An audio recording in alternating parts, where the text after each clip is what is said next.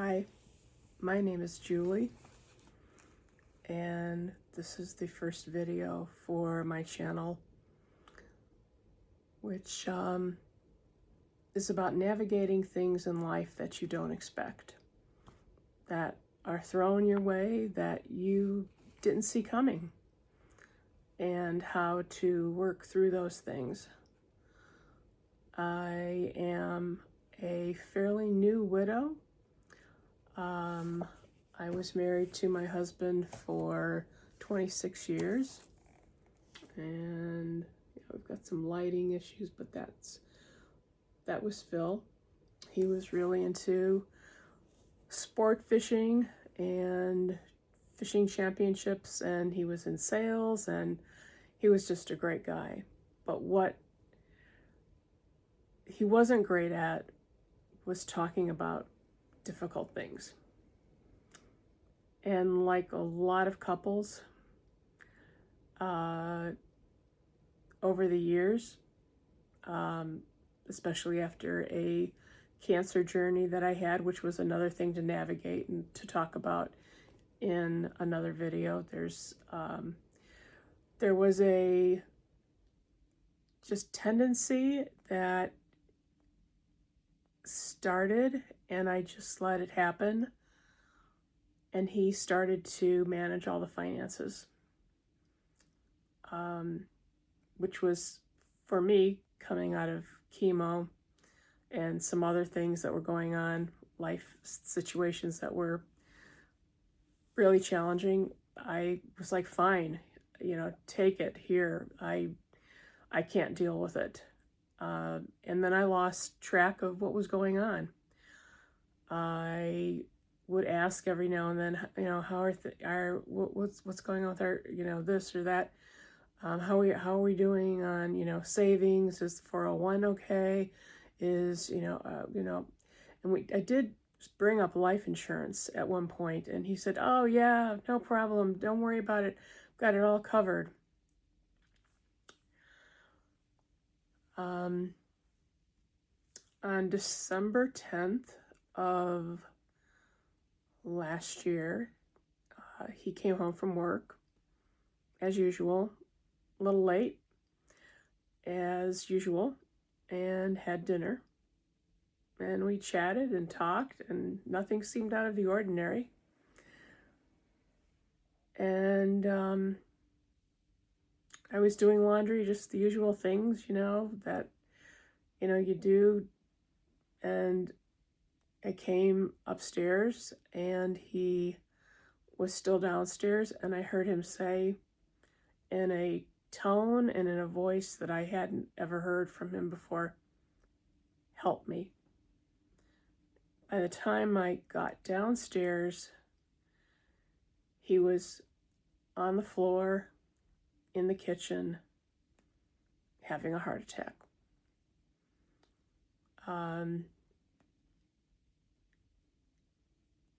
I called 911. They were here as fast as they could be. They worked on him in the kitchen, trying to stabilize him because they considered him young, and they this didn't make any sense because he didn't have major health problems. So they're working on him. Long story short, they finally decide they're going to transport him. They stabilized him. I think they got a heartbeat. I couldn't tell. I was in the other room with our dogs, and the police were there, and there were so many people in the house. It was just chaotic. But I had this feeling, this isn't going to end well. And the police were very nice, drove me behind the ambulance to the hospital, which I didn't even think, because I was just like, what the heck just happened? Leaving me without, a way to get home. And I just in the middle of all that, you just don't even think about, okay, the safest thing was for him to drive me, because I probably it wouldn't have been good. And it's very lonely in the ER when you're waiting in the middle of the night for your husband to get there, because they've stopped along the way to try to work on him. And that's what I found out later, because they were still working on him in the ambulance, trying to get a rhythm or a heartbeat back. And they finally got him in, and they were attempting to stabilize him. I was able to see him for a short time. And finally the doctor came out and said, you know, he's been unresponsive for so long. We haven't been able to get a heart rate. We're doing continuous CPR on him to keep his heart pumping. And it was that moment that I knew that there was the one thing I did know that we had was a living will, and I knew that he did not want to live life as a vegetable, as he would call it or tell me. And they asked for permission to stop the CPR, which I could see that he was gone. My background is in nursing, and I have a nursing degree, a BSN, and a JD. But anyway, I went and I just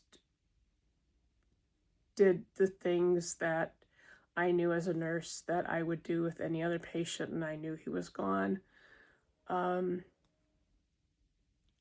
And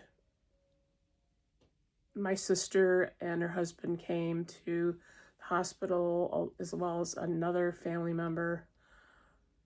And after it was all said and done, and I got home, I realized I don't know where anything is. I don't know where our insurance papers are. I don't know where he's been paying. I don't know how he's been paying the bills. I was lost. So I'm grieving, and I'm lost as far as what to even do to pay for for his final expenses. I'm just completely at a loss. So hopefully what I can help with in these videos is encouraging couples or partners to have that difficult talk about finances, and to understand what's in place as far as insurance, what's in place as far as final expenses. And it's difficult. And again, I tried many times to have that talk with him, and it just wasn't something that, he wanted to discuss. And it's understandable. It's a hard discussion. It's difficult, and people avoid it, and we certainly did. We were, guilty, of not being,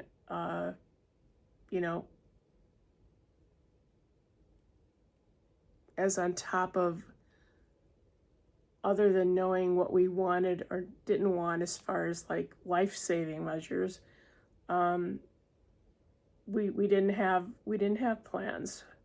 We had nebulous plans for retirement and finances, but he was not one to easily talk about money. So if there's one takeaway from this first video, is that if you're in a relationship, if you're in a marriage, if you're in a partnership, and one spouse is, or you're both, both of your incomes are part of the equation for making things work in your life. If one of those incomes is taken away, what's the plan? And we didn't have one. And so the last year and a half have been really difficult, because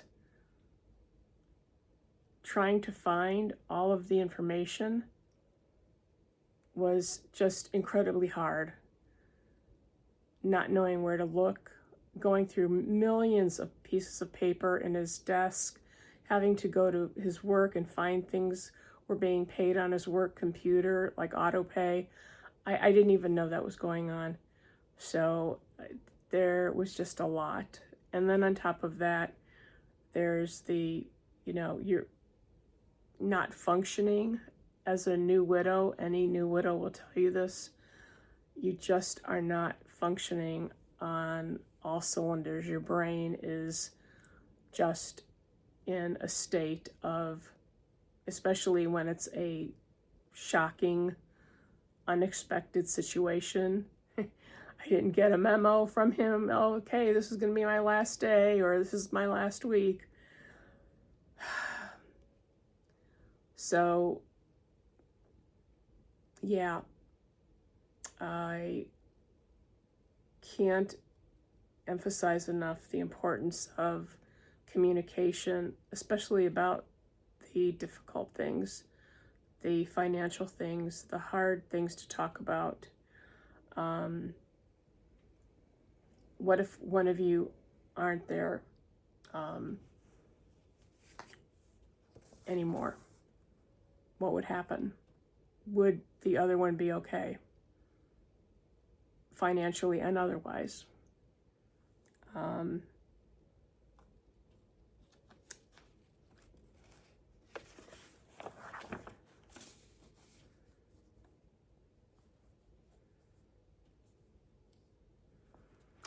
And the other reason I'm talking about this is because the financial disorientation, it just adds a layer of suffering during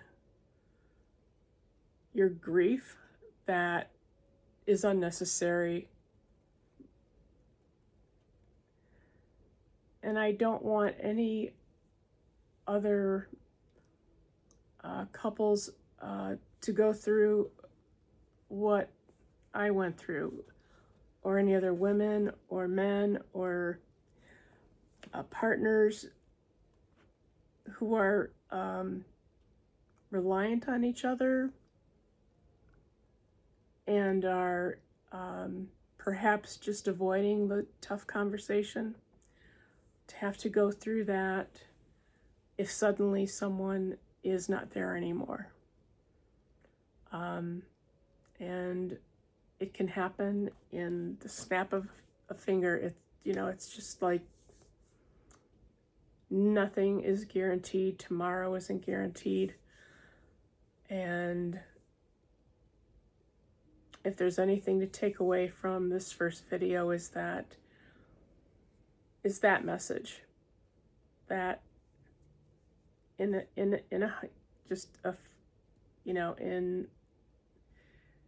a moment, things can change drastically. Your world can be turned upside down. And when that happens, it's better and it's easier to get through the grief and the nightmare that the first days and weeks and months, actually, after a death,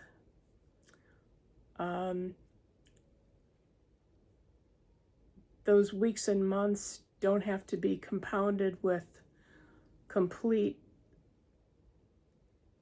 and utter, desperation, looking for things, trying to find paperwork, trying to understand what the other person has been doing as far as finances and, passwords to accounts. So that's a little bit about my story. It's a tough thing to talk about, but hopefully going forward, I can address some of the things that were really important that I didn't know and that I wish we would have talked about. Thanks for watching. I hope that this struck a chord, and if nothing else, will help someone maybe start to think about having that conversation with their partner or their spouse, so that you don't have to go through what I went through. Okay, thank you for watching. Thank you for your time.